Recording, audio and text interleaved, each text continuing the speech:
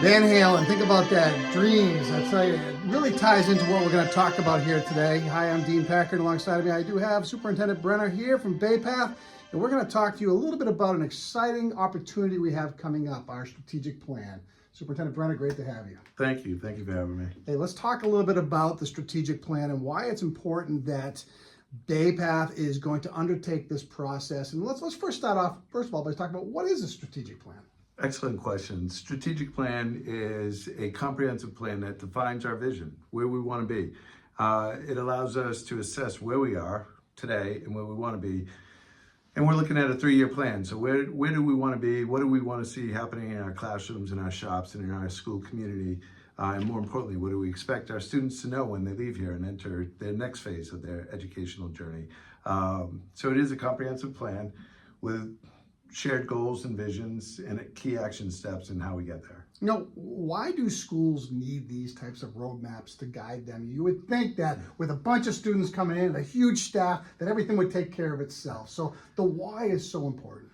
The why is it's very important. So it allows us to step out of our day-to-day operations. It allows us to look ahead with intentional purpose and define a shared set of goals from all our key stakeholders and get that buy-in. So again, it's proactive rather than reactive. You know, you walk in, best laid plans in any school, I'm gonna do this, and you know, within a moment's notice, you're onto something else. So this pulls us out of our day-to-day roles and gives us that intentional time to focus on the future. I like to think of it as a spiraling staircase, and you have to have something that holds that staircase up. The core values of what we do and why we do it really intertwined with 5 key topics. We'll talk about them in a second, all going to be part of our roadmap of success. So you said that absolutely perfectly well. So who, again, makes up the strategic plan? Who are we looking to bring in?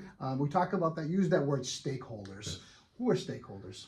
So our stakeholders in the vocational world bring in business and industry. They're key stakeholders. Higher education, a lot of our students will go on to get higher degrees in their chosen field of profession. And then we look at the key stakeholders, our staff, our faculty, our admin, our school committee, our students and their parents. And, you know, it brings us all together. We can hear across everyone that's involved in our Bay Path community of what they hope to see, you know, and again, they help us identify our strengths today and some of the weaknesses and put that focus on it. By coming together, getting full buy-in, everybody can embrace their role for the future, and you know, key buy-in from across all is important. Well, eliciting a voice across many different venues is vitally important. We are a hub. We are a hub for kids. We're a hub for people. Everyone's voice is critically important as we develop this next 3-year plan. When is this all going to take place? This is the big thing. You know what some people might think is a heavy lift. Yeah, you know what? There's a heavy lift, but it has great end results. You're talking about the next 3 years of the vision of Bay Path. So let's talk a little bit about when. When it's going to start, the process is going to start in April. And we've set it up to 4 Saturdays. We're asking our stakeholders to come in. We're going to feed you. We're going to feed you well. But we're looking for a commitment of up to 4 Saturdays, half days, beginning at 8 o'clock, getting out of here at noon, just to come together. It's going to be direct. There'll be key agendas. We'll have those all set out to everybody beforehand with an opportunity for people to add to those agendas. It's going to be focused. We have our key areas of focus. You talked about the 5 areas of focus. Yep. On that, we'll talk about. But it's going to kick off in April.